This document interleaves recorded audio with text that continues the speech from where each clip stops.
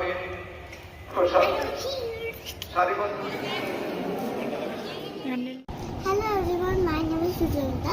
Hello everyone, my name is Shabuni Das and welcome back to our channel with us.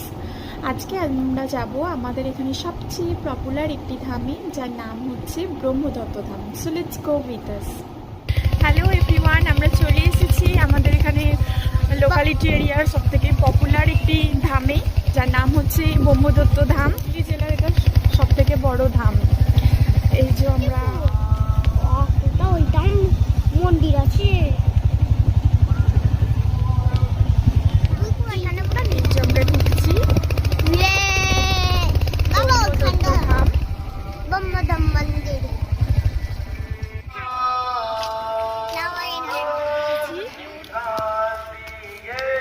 এই যে ব্রহ্মদত্ত ধাম।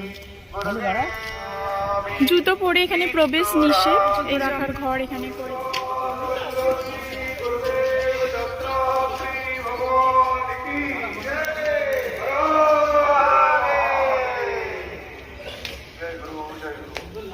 আমরা ঢুকছি মন্দিরের প্রবেশদ্বার।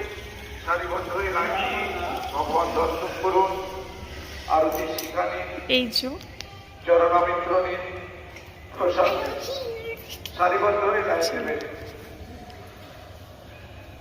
এটা অনেকটা এরিয়া নিয়ে,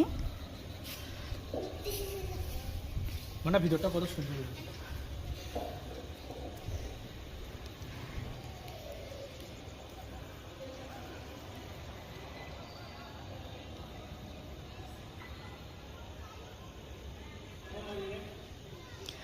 আমরা প্রবেশদ্বার থেকে ঢুকে এবার মন্দিরের যে প্রবেশদ্বার, মূল প্রবেশদ্বার, আমরা সেখানে এবার ঢুকবো। এখানে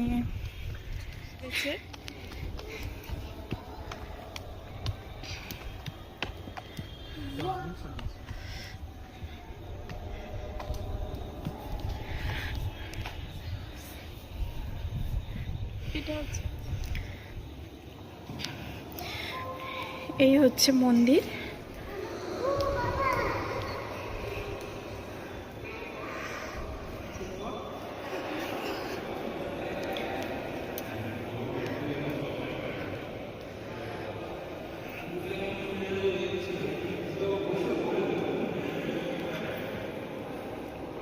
পূজা শেষ হয়ে গেছে, এখন এবার প্রসাদ দিচ্ছে।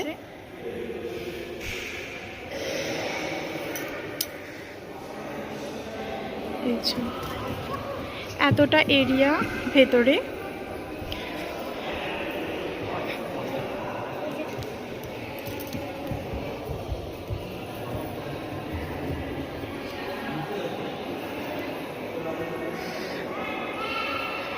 এটা যজ্ঞের জন্য, এখানে যজ্ঞ করা হয়।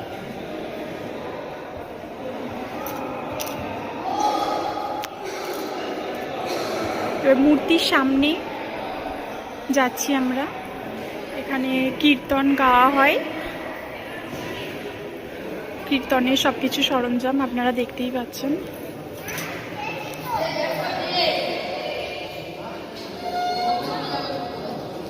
এই হচ্ছে ব্রহ্মার মূর্তি।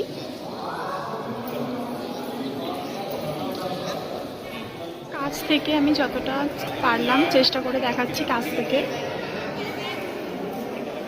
এখানে লাইন দিয়ে প্রসাদ নেওয়া হয়। এই যে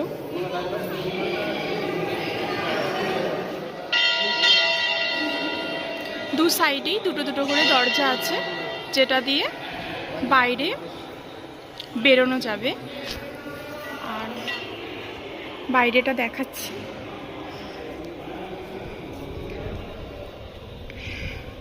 এরকম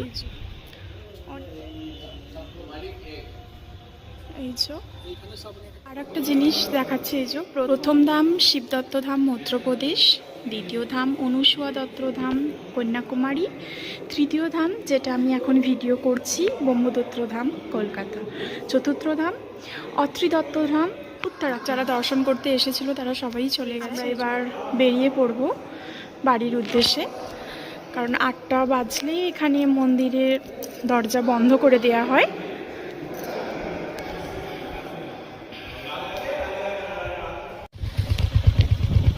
যে আমরা এবার বাড়ির পথে যাচ্ছি। এখানে বাচ্চাদের খেলার জন্য মেলার মতন বসেছে।